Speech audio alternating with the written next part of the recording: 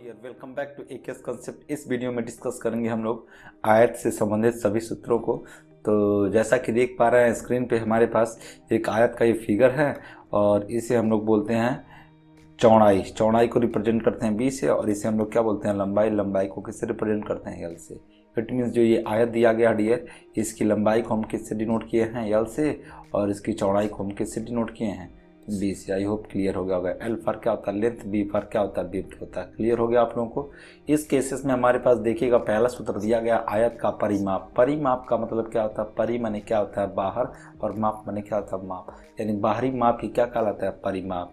Look like ये पूरी लंबाई, ये लंबाई, ये लंबाई और ये टोटल जो लंबाई है डियर, इसी को बोलते हैं परिमाप।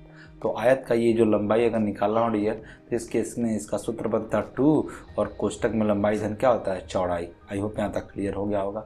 अब ये कैसे 2 कोष्टक में लंबाई धन चौड़ाई आया है तो इसका डिस्कशन करेंगे डियर। तो चूँकि हम जानते हैं लंबाई, ये लंबाई और ये लंबाई दोनों आपस में बराबर है तो लिख सकते हैं 2 लंबाई।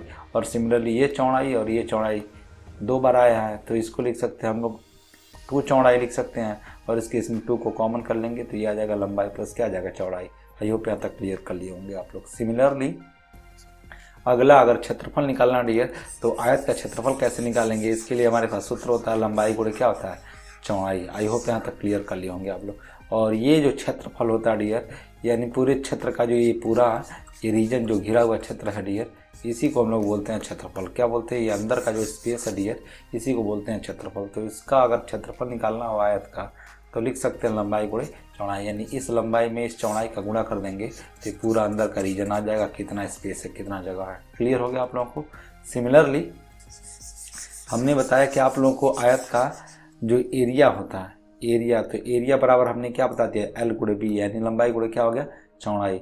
अगर इस केस में आप लोगों को लंबाई का मान निकालना हो, एरिया दिया हो और क्या दिया हो चौड़ाई दिया हो, तो इस केस में कॉमन सेंस की बात है एल का मान निकालेंगे तो बी गुना में किस में टूट जाएगा भाग में, तो ये हो जाएगा ए अपन क्या हो जाएगा बी। सिमिलरली अगर आप लोगों को निकालना हो बी का मान, किसका मान निकालना हो डियर बी का, तो ये एल गुना में किस में टूट जाएगा भाग में, तो ये हो जाएगा ए और यल को इधर भेज देंगे तो ये आ जाएगा ए अपन क्या होगा यल। इसी बात को अगले सूत्र से डिनोट किया गया आयत का लंबाई। तो आयत का लंबाई बराबर क्या हो जाएगा क्षेत्रफल बट्टे क्या हो जाएगा चौड़ाई। क्षेत्रफल बट्टे क्या होगा चौड़ाई। सिमिलरली अगर चौड़ाई निकालेंगे डियर तो क्षेत्रफल बट्टे क्या हो जाएगा लंबाई, जो कि हमने यहाँ पर दोनों आप लोगों को समझाया है। आई होप इतना सूत्र जो समझाया गया आप लोगों को अच्छे से क्लियर हो गया होगा। क्लियर है आप लोगों को। तो नेक्स्ट अगला जो 5वां सूत्र आयत का बनेगा डियर, एक आयत के विकोण की लंबाई। अगर मान लीजिए आयत के इस विकोण की लंबाई हमको चाहिए, ये विकोण है डियर, इस विकोण की लंबाई चाहिए तो उसको लिख सकते हैं अंडर रूट में लंबाई का स्क्वायर प्लस क्या होता है चौड़ाई का स्क्वायर। इट मीन्स बेसिकली ये क्या होता है डियर, बेसिकली ये पाइथागोरस का प्रमेय होता है, क्योंकि समकोण बनता है, यानी आयत में आप जानते हैं आयत के प्रत्येक कोण का जो मान होता है वो 90 डिग्री हो जाती है। इस केस में ये हमारे पास क्या हो गया एक राइट एंगल हो गया डियर।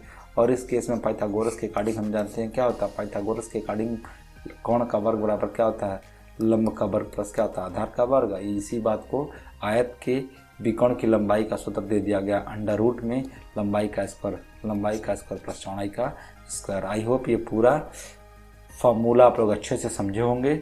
और अगर ये फार्मूला समझने में आप लोग को थोड़ा सा भी हेल्प मिला हो तो वीडियो को लाइक और चैनल को सब्सक्राइब करना ना भूलें। Thanks for watching.